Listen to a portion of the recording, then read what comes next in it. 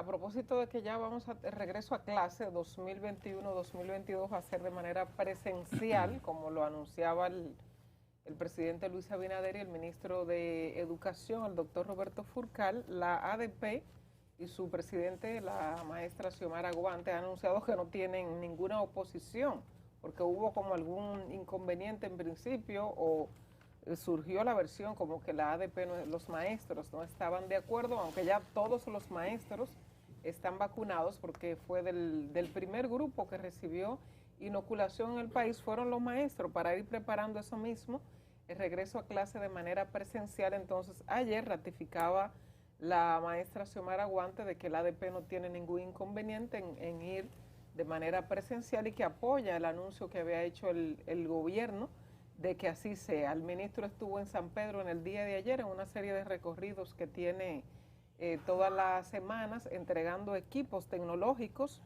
55,000 se entregaron ayer en San Pedro y ha hecho una advertencia el profesor Roberto Furcal cuando le dice a los padres que los equipos no son para empeñarlo, porque en algunos lugares, sobre todo los padres, no lo hacen los niños, llevan los equipos a las compraventas a empeñarlos y los equipos tecnológicos, o sea, las tabletas, los computadores, no son para eso, son para utilidad de los niños cuando llegue el año escolar y puedan utilizarlo, puedan darle uso o fuera de ahí, porque los equipos están programados software para poder ser utilizados en cualquier momento. Pero yo creo que los padres deben ser un poco más conscientes y llevar un computador o una tableta a empeñarlo para buscar algunos 500 o 1,000 pesos, creo que no es correcto. Atentando contra su hijo. Claro.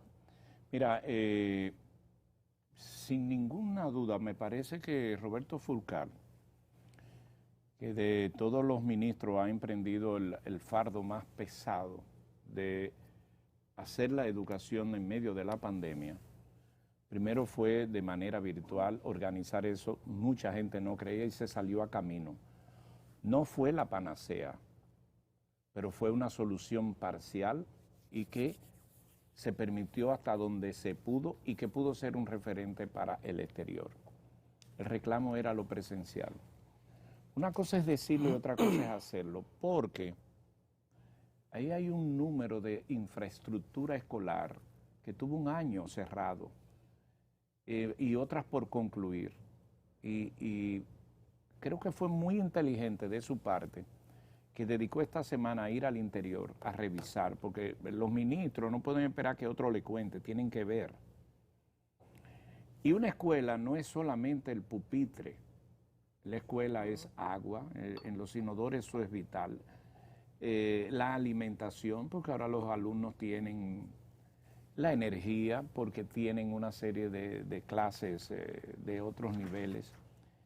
Y creo que eso va a dar una señal de regreso a la cuasi normalidad cuando en septiembre las clases sean presenciales. Creo que va a ser uno de los grandes logros del gobierno y está a punto. Estamos en julio y creo que hay que motivar y saludar esa gestión para que la educación regrese a la normalidad. Miren, si nosotros regresamos a la normalidad del turismo y la educación, los problemas serán menores.